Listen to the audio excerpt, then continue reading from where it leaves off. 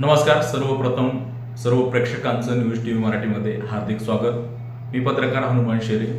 छत्रपती संभाजीनगरमध्ये गेल्या 10 ते 11 दिवसापासून राजश्री उमरे या नावाची तरुणी मराठा समाजाला आरक्षण देण्यात यावं या मागणीसाठी उपोषणाला बसलेली आहे. तिचा आज 11वा दिवस आहे. मात्र आता असा प्रश्न उपस्थित केला जात आहे की एकीकडे मनोज जरांगे पाटील यांचा उपोषणाचा लढा सुरूच आहे आणि तरी सुद्धा राजश्री उमरे यांना हे उपोषण करण्याची गरज काय पडली असा प्रश्न मराठा समाजामध्ये पडलेला आहे आणि एकाच मागणीसाठी दोन ठिकाणी उपोषण आंदोलन सुरू आहे. त्यामुळे मराठा समाजामध्ये फूट पडेल का असा देखील प्रश्न उपस्थित केला जात आहे. मराठा समाजाचे जे काही नेते आहेत मनोज जरांगे पाटील यांच्या पाठीशी महाराष्ट्रातला संपूर्ण मराठा समाज त्यांच्या पाठीशी आहे.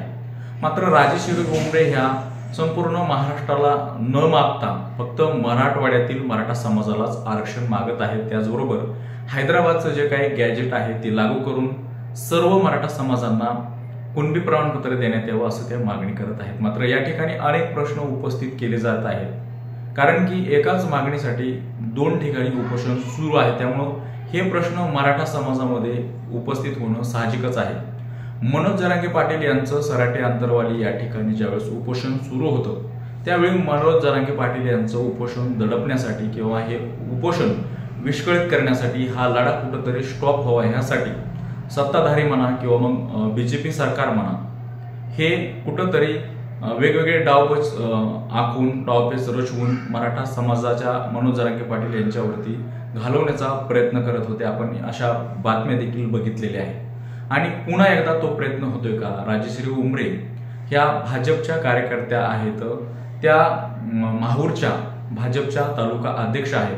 त्यामुळे त्यांच्यावरती हा संशय मराठा समाजातील तरुण घेत आहेत, मराठा समाज घेत आहे आणि त्यामुळं हे मराठा समाजाचं जे काय दुसरं आंदोलन सुरू आहे, उपोषण सुरू आहे ते भाजपने उभा केलं की काय असा प्रश्न आता सगळ्यांना पडू लागलेला आहे. आणि तसं पडणं साहजिकच आहे कारण की त्या ज्या काही बीजेपीच्या कार्यकर्त्या आहेत ते समोर आलेला आहे, उघड झालेला आहे. त्यामुळं सामान्य जनतेमध्ये मराठा समाजामध्ये हा प्रश्न पडणं साहजिकच आहे.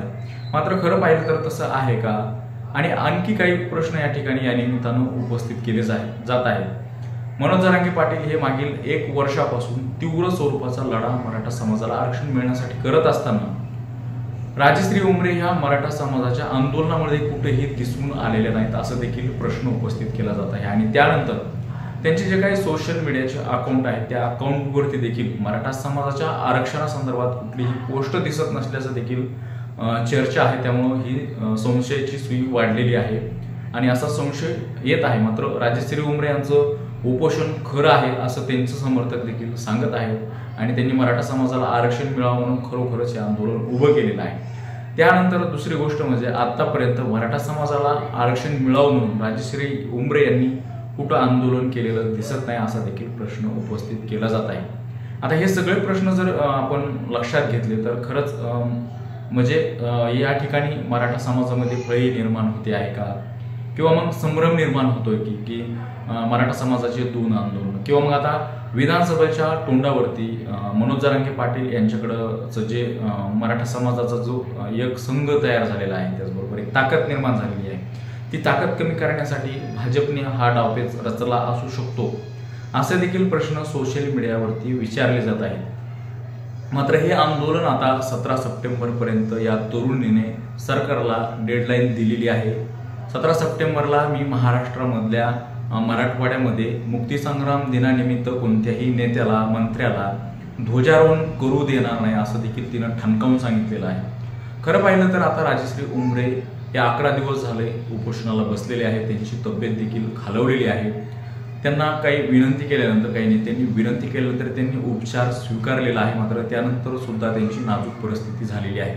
सध्या तरी हे प्रकरण एवढं महाराष्ट्रामध्ये नाहीये कारण की राजश्री उमरे ह्या फक्त मराठवाड्यातल्या मराठा समाजासाठीच आरक्षण मागत आहेत आणि मनोज जरांगे पाटील यांची संबंध महाराष्ट्रातल्या मराठ्यांसाठी आरक्षणाची भूमिका मांडलेली आहे आणि त्यांनी सगळे सोयरे हा अध्यादेश लागू करण्यात यावा यासाठी सुद्धा सरकारला धारेवर धरलेला आहे.